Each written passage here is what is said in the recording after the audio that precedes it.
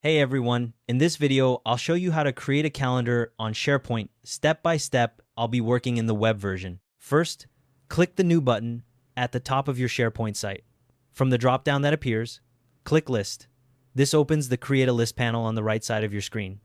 In the panel, click Blank List under the Create a List section. A form appears asking for a list name and description.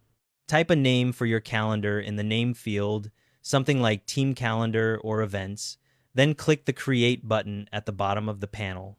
Your new list opens in Standard List View with a default title column visible. Now we need to add date columns.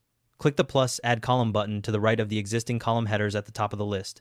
From the drop-down menu that appears, select Date and Time, then click Next. The Create a Column panel opens on the right. In the name field, type Start Date, then click Save. The new Start Date column appears in your list. Now repeat this process to add an End Date column. Click plus Add Column again, select Date and Time, click Next, type End Date in the name field, and click Save. You'll see the End Date column appear next to the Start Date column. Next, we'll create the calendar view. Click the View dropdown. It shows your current view name, usually all items. You'll find this in the command bar area to the right of your list name. From the dropdown, click Create New View. In the Create New View panel that opens, look for the Show as section and select Calendar. Additional calendar-specific settings will appear below that.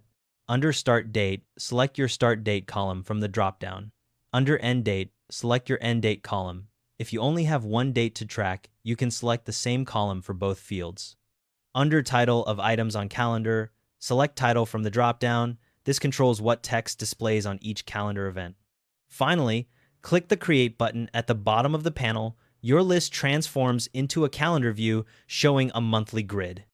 To add events to your calendar, just click on any date in the calendar view and fill in the details, title, start date, end date. Keep in mind that this modern calendar view doesn't support recurring events, so you'll need to create each instance separately. You can switch between calendar view and list view at any time using the View dropdown. And if you want to display this calendar on a SharePoint page, edit the page, add a list web part, and select your calendar list from there. And that's how it's done. Thanks for watching. See you in the next one.